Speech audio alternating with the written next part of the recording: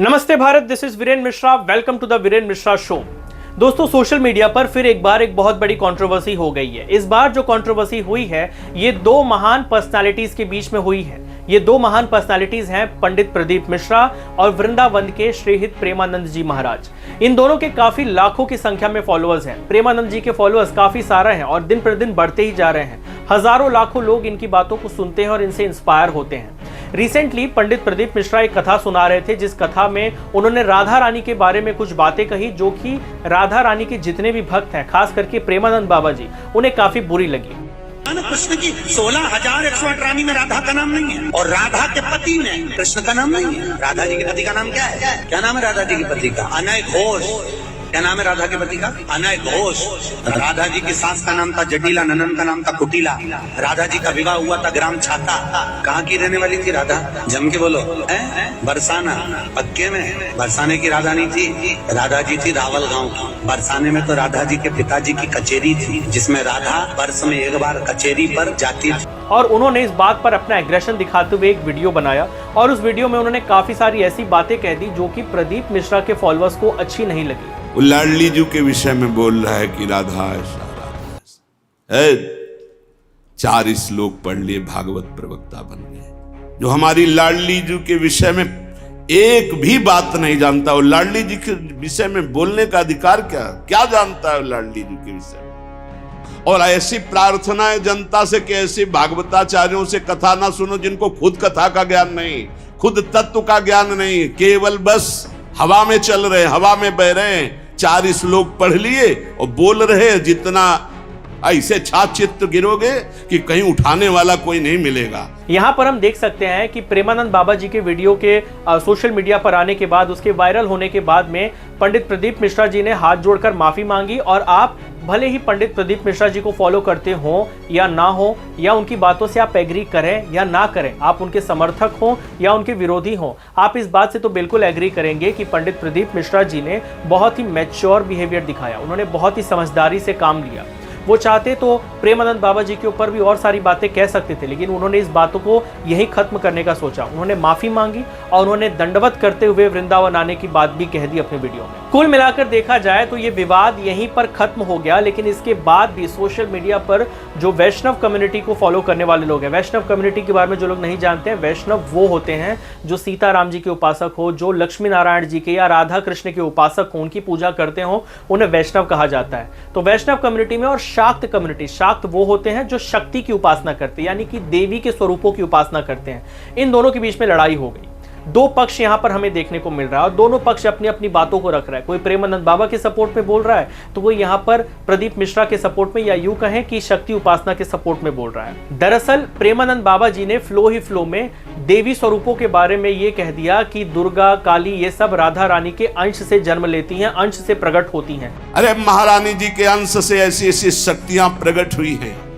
शुम्भ निशुम्भ गए, फाड़ के फेंक दिया भगवती ने। जिनके अंश से ऐसी अनंत शक्तियां प्रकट होती हैं, करोड़ बिजली की कांति जिनके श्रीअंग से कोई उन्हें स्पर्श कर सकता है, कोई उन्हें देख सकता है। इस बात का काफी सारे शक्ति उपासकों को बुरा लगा। वो लोग इस बात से काफी एग्रेशन में आए और उन्होंने प्रेमानंद बाबा के विषय में भी बहुत कुछ कह दिया, जो कि बिल्कुल भी अच्छी बात नहीं है। आप किसी संत के बात से एग्री करें या ना करें, उनके बारे में आपको गलत बातें कहने का, उनको धूर्त, पाखंडी, ढोंगी कहने का आपको बिल्कुल अधिकार नहीं बनता। आप भले ही शक्ति के उपासक हों, लेकिन शक्ति के उपासक होने के बावजूद अगर आप किसी संत के विषय में गलत कहेंगे तो इस बात को मैं लिख कर दे सकता हूं कि मां काली भी आपका साथ नहीं देंगी, मां काली भी आपसे प्रसन्न बिल्कुल नहीं होंगी। हाँ, ये बात तो सच है कि अपने इष्ट की बातें सुनना, हम जिन पर बहुत विश्वास करते हैं उनके बारे में कुछ भी गलत सुनना हमें अच्छा नहीं लगता, लेकिन कभी कभी हमें भी विवेक से काम लेना बहुत ज्यादा जरूरी होता है। वहीं दूसरी तरफ जो वैष्णव कम्युनिटी के लोग हैं, जो अंधाधुंध तरीके से प्रदीप मिश्रा पर हमला कर रहे हैं या कि उनके समर्थकों पर हमला कर रहे हैं बातों से, ये बात भी बहुत गलत है। इस बात से भी बचना चाहिए। देखिए, हम उस सोसाइटी से बिलोंग करते हैं जहां पर वसुधैव कुटुंबकम की बात कही जाती है। पूरी दुनिया हमारा परिवार है, हम ये बात कहते हैं। तो पूरी दुनिया को परिवार मानने वाले लोग अगर आपस में ही लड़ पड़ेंगे तो हम पूरी दुनिया को क्या मैसेज देंगे? हम हिंदू सोसाइटी की कौन सी इमेज दुनिया के सामने रखेंगे?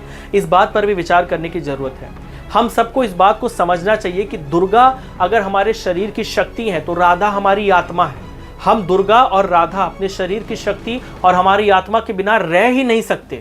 तो हमें तो किसी में फर्क करना हमने कभी सीखा ही नहीं। जो हमारे लिए दुर्गा है वही हमारी राधा है, और वही हमारी काली, और वही हमारे शिव, वही हमारे कृष्ण है।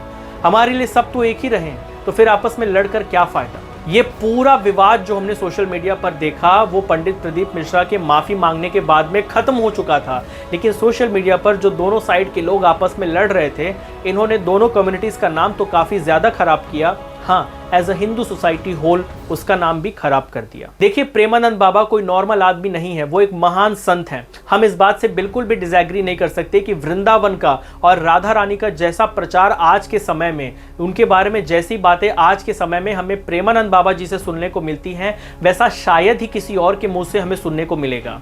वहीं पंडित प्रदीप मिश्रा जी ने काफी लोगों को शिव भक्त बनाने का काम किया, ये कहने में कोई दो राय नहीं है। काफी लोगों को शिव उपासना की तरफ वो लेकर आए, इस बात से हम बिल्कुल भी डिसएग्री नहीं कर सकते। दोनों ही अपने तरफ में मिलकर एक सोसाइटी को आगे लाने का काम कर रहे हैं। आप हो सकता है कि आप प्रदीप मिश्रा जी की बातों से एग्री ना करते हो, या ये भी हो सकता है कि आप प्रेमानंद बाबा जी की बात से एग्री ना करते हो, लेकिन इसका हरगिज ये मतलब नहीं होता कि आप जिनकी बात से डिसएग्री करते हैं उनके बारे में आप अनाप शनाप बातें कहें।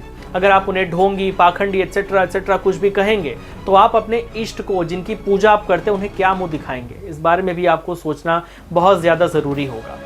दोनों की बातें सुनिए, जिनकी बातें आपको पसंद आती है आप उनकी बातों को फॉलो करने के लिए स्वतंत्र हैं। आपको किसी ने मजबूर नहीं किया कि आपको इनकी बात माननी ही पड़ेगी। हम हिंदू सोसाइटी से बिलोंग करते हैं, यहाँ पर काफ़ी सारे रास्ते हैं जो एक ईश्वर की तरफ लेकर जाता है।